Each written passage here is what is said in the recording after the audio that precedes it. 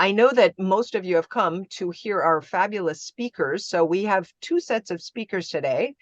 The first is our own Melanie Dwyer. She's the CEO of Hospice Maui. And she fortunately has agreed to talk to us about some of what they've seen over the last 6 weeks, and then now what they are planning in terms of moving forward in the community. So we are really glad, Mel, that you agreed to speak to the group, and you are up first. Thank you, Jeanette, for having me. And it's so nice to see so many familiar faces. I wanted to start with just expressing some gratitude. So many people have reached out to us over the last weeks, months, just offering love and support in a multitude of ways. Many people even on this call right now. So that's just been incredible, the sense of community and support. I wasn't sure, Jeanette, if you had asked me a month ago, I don't know if I really would have been able to talk about what's been going on over here. It was a little too raw and in the moment. I think after a career of over 20 years in as a nurse, having lots of experiences with grief and trauma on different levels, it just nothing prepares you for something like this. I'm incredibly proud of my team. I'm incredibly proud of my community for the relief efforts as a team and as a community from day one. I kind of really, when I was reflecting on this, really thought about kind of dividing it up into three areas, just kind of the initial response, the regrouping that seemed to happen several weeks in, and then where we go now, that things are settled in different ways and immediate needs have been being met. The first, as a healthcare organization, is always, when you hear that, there's high winds and storm, and you're always thinking about your patients, your bedbound patients, your oxygen dependent patients. We have emergency operations plans that we go through all the time. So as an organization, we were right at the beginning, we're doing that, checking on team members. We were fortunate that we did have patients who lost their homes, but we were able to get everybody safely either to our inpatient unit or with other family members. I'm very lucky to say that all of our team members are okay. People were impacted. We do have team members that were either that themselves or family members had loss of property or, had family or loved ones that were lost. I'm not going to share those stories. I feel like a lot of those stories are very private, and I'm going to protect those stories. I would like to share just some of the response of my team, and not just my hospice team, but also my healthcare community. I think that was something that was very incredible to be part of, just right from the beginning. HAH, Kaiser, Maui Health, Hale Makua, Lama Ikeola, Huinoka Alapono, and so many others that were all part of having work groups and meetings. I mean, it was every day to multiple times a day to then stretching them out over time, and really coming together as a healthcare community to collaborate and make sure that we weren't overlapping or having kind of redundancies in outreach. And I'm incredibly proud of my team, who just immediately from day one just were going into the shelters, were trying to find their way over to going over to the west side, Kahakaloa, because the highway was shut down. So there was very creative ways to support and get to the community on the west side. Just people worked tirelessly. And I think that's one thing that everyone in this group has probably heard. There was just such a huge effort right at the beginning, and people just working around the clock. And my team was part of that, in addition to many others. I also wanted to also Islands Hospice as well was very involved in supporting and either taking patients in to their inpatient unit. There was a lot of community outreach, and some of the kind of home health and hospice organizations were all part of that, since we're in those communities on a daily basis. We're really part of the call it the slippers on the ground movement, to get into the neighborhoods and let them know what was happening, bring in medical supplies, wound care supplies, incontinence care supplies, water, ice, DME, durable medical equipment that maybe was lost, and just being a communication lifeline to what was going on outside of their areas. And at any given point, if anyone wants to, I could just keep going, but if anyone has a question, maybe if you want to kind of monitor that, Jeanette, and let me know if there's any hands up or anybody's putting anything in the chat. But as far as at the beginning, it was just really focused on the neighborhood outreach, and there was many organizations that were doing that. And also in the shelters, so a lot of team clinicians, healthcare providers were all going in the shelters and supporting people in whatever way was appropriate for their discipline. And then the regrouping. I like to say when the disaster professionals kind of started mobilizing and coming in, we kind of regrouped, and it was like, okay, where can we be of best support?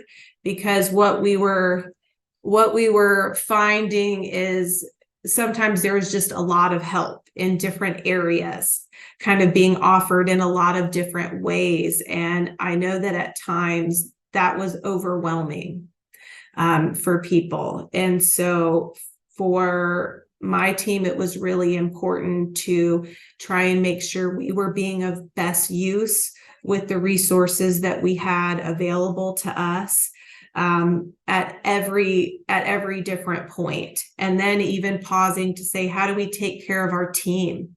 Because what we found is that people they were experiencing grief and trauma themselves, our team members. People were exhausted. And how do you make people who are used to not stopping? And how do you help the helpers?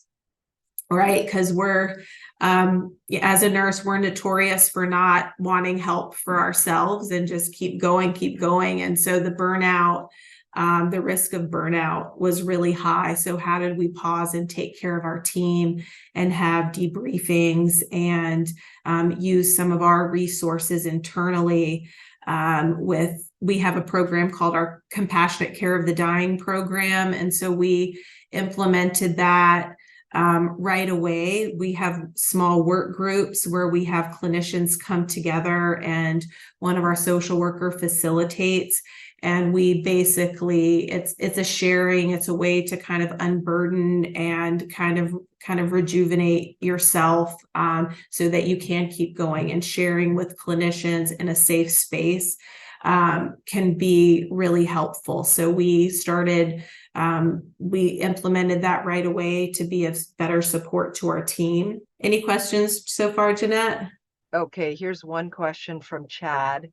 We were impressed at the meeting on Wednesday after the fire to hear that all your patients were evacuated and accounted for. How was that handled? I think with hospice, the majority of our patients have some type of mobility issue, whether they're bedbound or they need equipment, oxygen. So they're more dependent and have higher caregiving needs. So we really move quickly when we know that power could be interrupted and become very proactive, and especially when there's something that's happening on the west side. So we actually started that very early on Tuesday. And so we were able to move all of our patients to a different location or with another family member that was more centrally located. Yeah, so I had that question too, that you were on top of it when unfortunately others didn't see that. So that's part of the protocol you have. It is. It's just, I think it's because there's sometimes a higher acuity level. I mean, Sure. we have people who are at end of life and needing more support. So we just move a little quicker because of that. And also because we know that the road shuts down. So I think we live and learn. And so we've had some very challenging situations in the past. And so we've just learned to start planning as soon as we can. I also want to just also talk about words. One thing I've learned is that words are very important. And so figuring out what the words grief and loss and trauma are really difficult for people, and to using those words to attach to what they're going through. And I've found that healing and resilience and focusing on wellness are sitting a little better right now. So while the month of August, it was more kind of the urgent, immediate needs that people were needing at the time, in the month of September, we switched to really focusing on grief support. And what I've found is that hospice really knows grief. But maybe not everyone is really comfortable with trauma. And then what I also then found was that groups that really focus on trauma support don't really want more help understanding grief. So this month of September, we've been doing a lot of collaborating with different organizations that are either wanting more support to understand grief, because it's all very mixed right now. And then we have our team who's wanting to learn more about trauma. So we've been talking with the Hospice Foundation of America. We've been working with Hawaii Cares. We've actually been working on building up our team of facilitators for our grief support groups, and trying to come up with a long-term plan for how we're going to, I guess, take our piece of it. I think as a big picture of a plan as a community, it's really going to be the community that heals itself.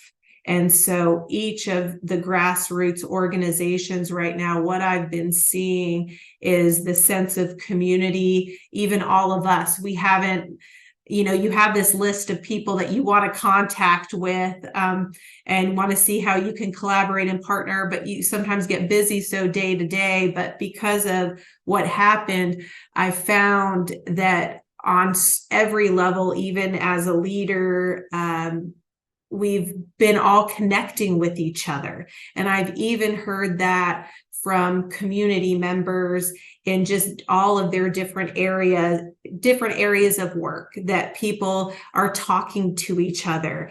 They're supporting each other. What are your resources? Here are mine. How can we collaborate? Let me share what you're doing. You share share what you're doing, and we all kind of are building and growing right now what we're going to do collectively in our different areas.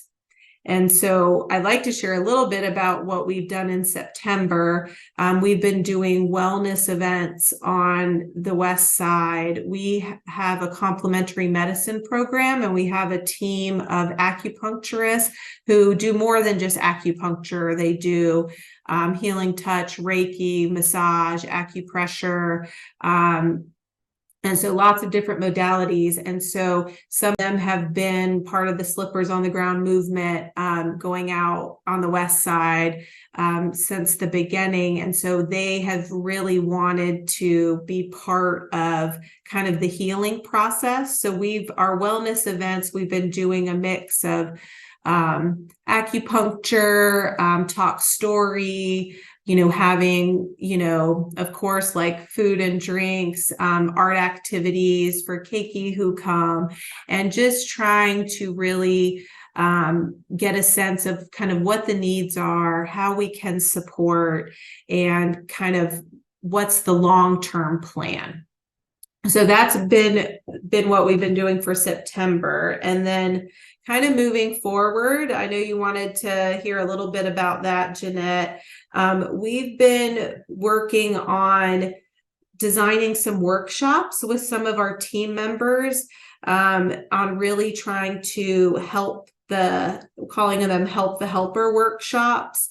And that's really going to be open to anyone. That's in development. We're hoping to get that started in October, and either offering 2-hour, 4-hour workshops. And that's just, we've had realty groups, we've had crisis line teams, any of the first responders, any of the resort staff. So would be free offer to anyone. And we've already been doing that in an informal way, and have some team members who have been doing that right now.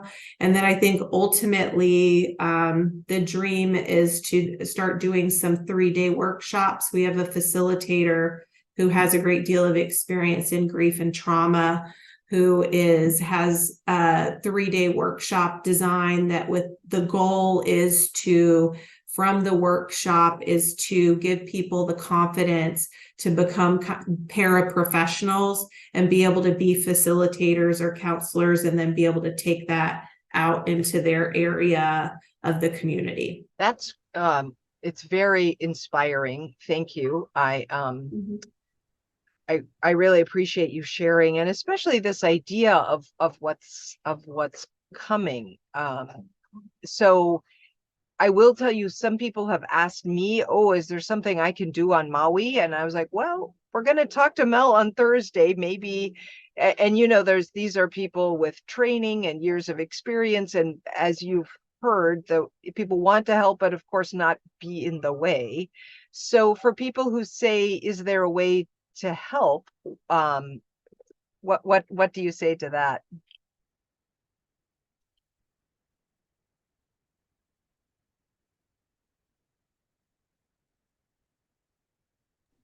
There you go. I couldn't unmute myself. Can you hear me? Yes, we can. I would say, I think just letting people know gently, hey, I'm here, and this is what my offer can be. And then just having like a gentle continued connection with people. Hey, just wanted to check on you. Let me know if I can be of help. I think just not having the expectation of someone immediately taking you up on it, but more just, I'm here. And I found that that's been my team's approach, even in the community here on Maui, is just, it's always good to just have that gentle presence and then be invited when the timing feels right. Mm-hmm.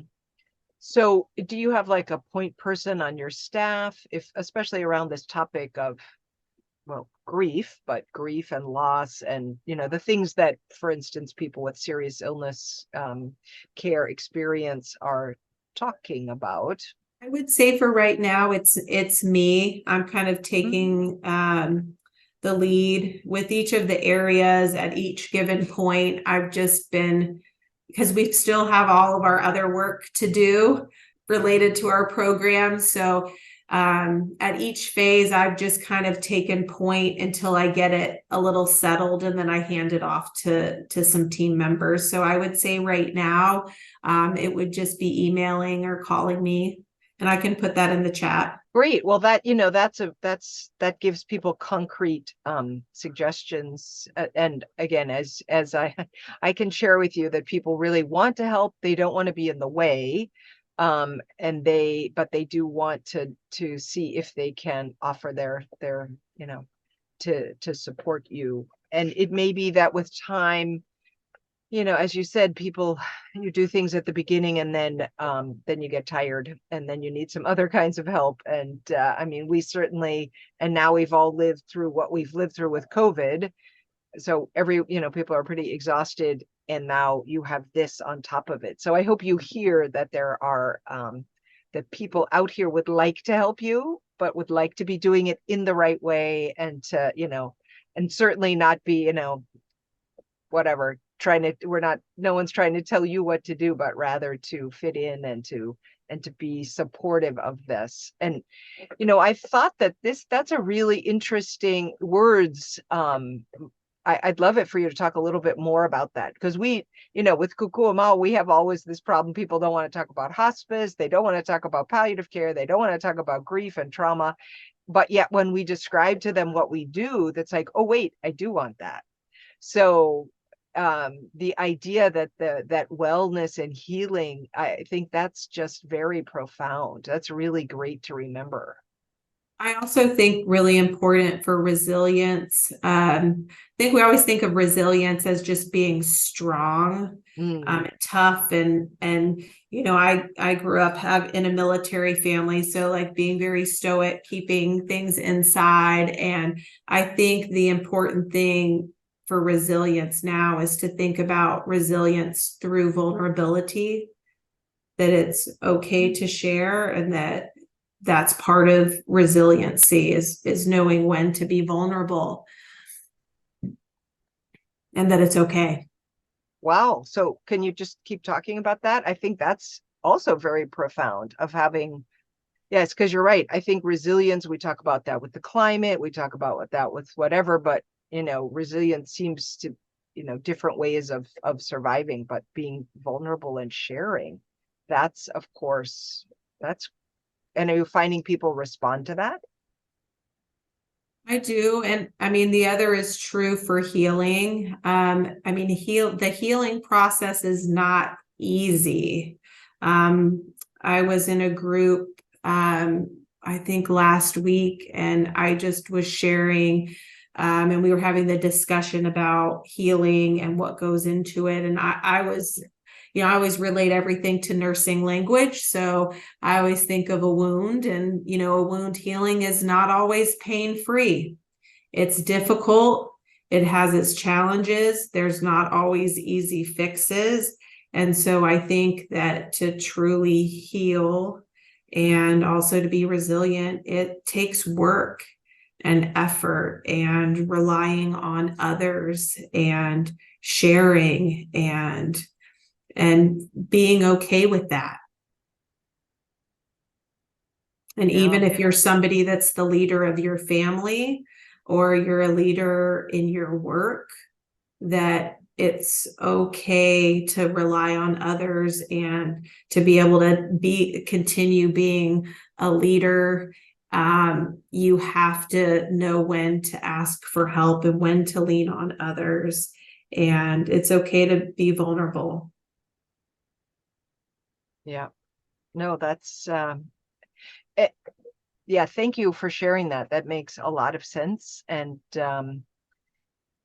especially for parents out there. There's a lot of parents out there right now that are having a hard time. There's a lot of men that are used to being really tough and strong that are also having a really hard time. Yeah. Well, I sit over here and have trouble not crying, listening to stories and well, I do cry listening to stories, and I'm not on the ground there. So it's definitely one of those things where it's like, no, I can't imagine. So I'm really glad that you're there to be helping. I had a couple other questions, but I saw just some comments came in. Rachel Porter, to carry the wound metaphor further, one has to look at the wound before you can begin to help it heal. Mhm.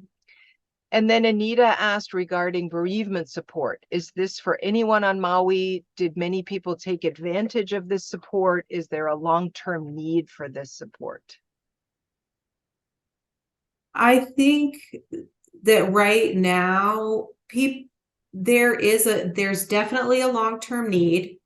There are a lot of different resources out there right now with different organizations to offer some type of grief, trauma, bereavement support in different areas.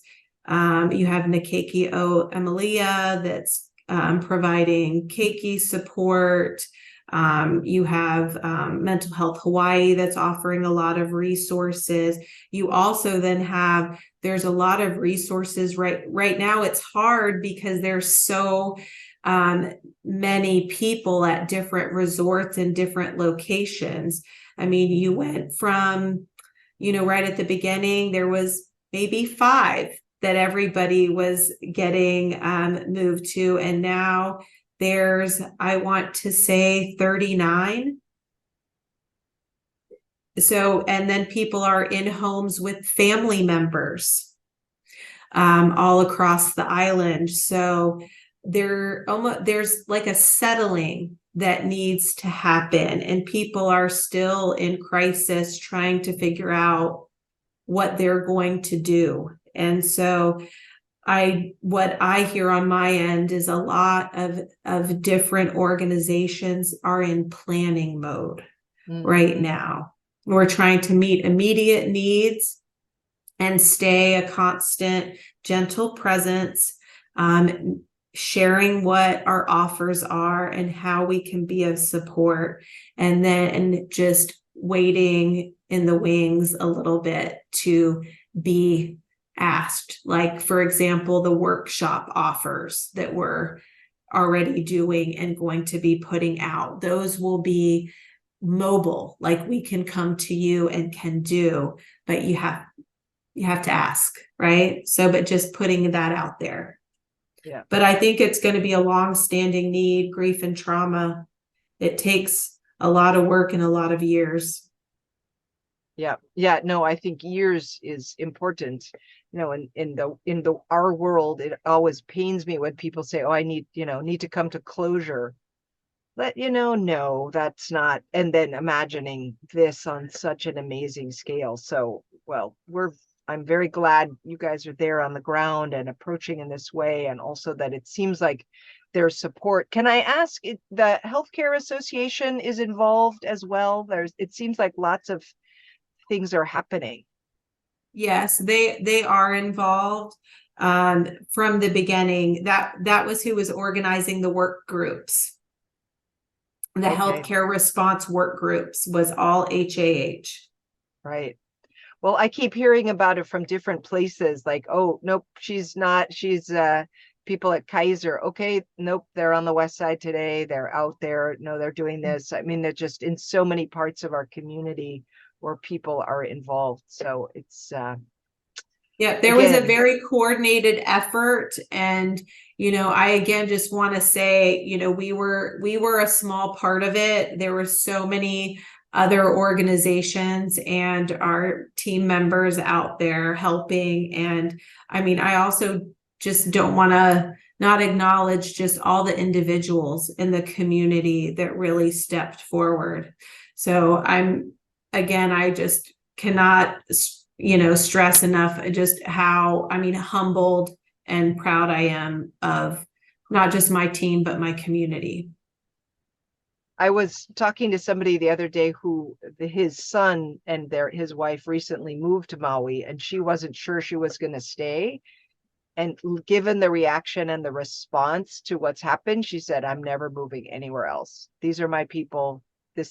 And she had just moved to Maui and went to help volunteer and made sandwiches and did all of that. So it's really so inspiring what people have done. So, Melanie, thank you for sharing. If we You're can, welcome. I hope you hear that we're out here. If we can do anything, and I'm assuming you're still interested in donations to the Kokua Fund. Okay. Yes, thank you for sharing that, Jeanette. And because of that, that's what we are using for our long-term plan for Good. grief and trauma support. Right. So I'm Yeah, very thankful for that because we'll be able to really have a long-term plan for that that's great. and Well, be part of that. I let you know, but people from around the country ask me what to do. So I could say, well, we know and trust these people, Hospice Maui. We know that they will put their money to work, and here's their Kokua fund. And so I'm glad to hear that there's also, that the nationwide people also recognize that as well. So good. Well, we look forward to hearing updates, and let us know again. Let me know how I can help and how we can help. Kōkua Mau is here, and we're really appreciative that you took time to talk to us. Thank you, Jeanette.